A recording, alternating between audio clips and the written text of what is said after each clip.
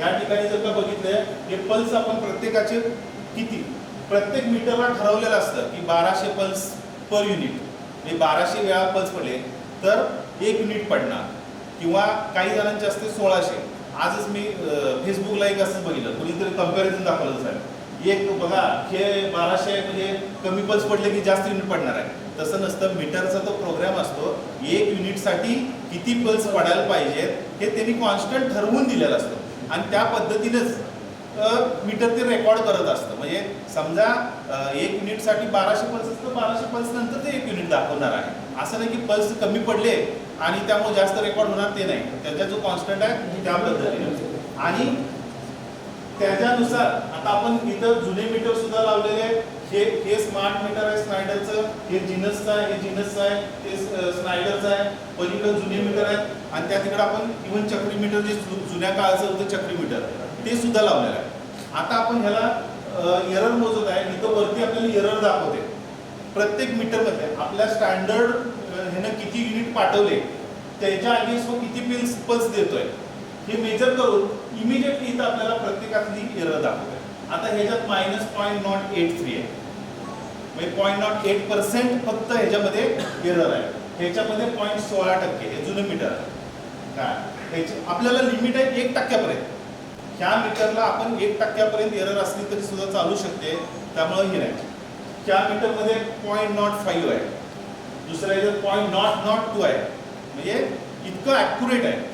पलीकडं ते तर 0 सेम आहे, ह्याचा आणि ह्याचं रिडिंग सेमच पडतं आहे, त्याचा काहीच फरक नाही आहे. तिकडं 0.06 आहे, 0.01. आता चक्रीला तो स्कॅनर नसल्यामुळे आपल्याला तिथं काउंट करता येत नाही किती डिस्क फिरल्या, त्याच्यावर आपल्याला ते कॅल्क्युलेशन करायला लागते की नंबर ऑफ डिस्क किती फिरल्या आणि हे केलं. तर आता आपण आणखीन एक हे करणार आहे. आपण ह्या 1 मीटर हे जो आहे स्मार्ट मीटर आणि हा रेग्युलर मीटर, ह्याच्यामध्ये आपण 10 मिनिटासाठी आता आपण हे स्कॅनरनं बघतोय, पण आतल्या रिडिंगमध्ये काय फरक पडतोय का हे दोन्ही पण तुम्हाला दाखवतो की ह्याच्यातलं रिडिंग किती पडतंय आणि ह्याच्यातलं रिडिंग किती पडतंय. आणि 10 मिनिट हे जुने पत्र्याचे मीटर असायचे, त्याच्यावर मॅग्नेट ठेवलं की मीटर स्लो व्हायचं.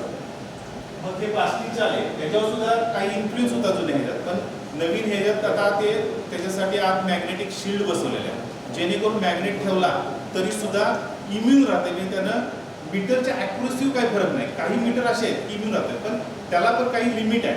समजा फारच मोठा मॅग्नेट आणला तर त्याच्यावर इम्पॅक्ट होणारच आहे. पण अशा केसमध्ये जर का तुम्ही अशी छेडछाड करण्याचा कोणी प्रयत्न केला तर मीटर काय होतं, ते काही डबल युनिटनं पाळायला चालू करतं. त्याला डिटेक्ट झालं की तुमच्या इथं मॅग्नेट आणला आहे, तुम्हाला ते दाखवतो मी. मॅग्नेट आणलं की लगेच त्याचं मीटर आहे ना बिग फटफट फटफट फटफट करायला चालू करणार, तुमच्या ह्याच्यात जास्त रेकॉर्डिंग होणार. म्हणजे जो कोण मीटरची अशा पद्धतीनं चोरी करायला जाईल तर त्याचं मीटर आमच्या मीटरवर लिहिलेलंच असतं, सावधान, मीटरला फेरफार करण्याचा प्रयत्न केल्यास अधिकतम वेगाने वीज नोंदणी होणार आहे. म्हणजे हे सुद्धा आपण एक हे दिलेलं आहे की वीज चोर जे आहेत त्यांनी कुठेही या ठिकाणी टॅम्पर करू नये, हे करू नये. किंवा हे मीटर काही जण असं मीटरमध्ये हे करतात, काय करतात तर मीटरमध्ये आता रेझिस्टन्स टाकतात. रेझिस्टन्स टाकण्यासाठी हे पुढचं कव्हर काढतात आणि मीटरचं जे सर्किट आहे त्याच्यामध्ये रेझिस्टन्स टाकायचं, जेणेकरून निम्मच रेकॉर्डिंग होईल. म्हणजे 100 युनिटच्या ऐवजी 50 युनिट होईल. अशी त्यांनी त्यात ही केलेलं असतं, वीज चोरीसाठी ही केलेलं असतं. पण आत्ताच्या या नवीन मीटरमध्ये जर का हे कव्हर ओपन करायला गेला तर इमिजिएटली आम्हाला सिग्नल येतो की ग्राहकाने मीटरचं कव्हर ओपन केलेलं आहे. संबंधच नाही हे वरचं कव्हर ओपन करायचा. इमिजिएटली आमची लोक लगेच 2-3 दिवसात त्या ठिकाणी पोहोचतात, त्यांच्यावर गुन्हा नोंद होतो. किती एनर्जी रेकॉर्डिंग सेम होते का डिफरंट होते हे आपण ठीक आहे.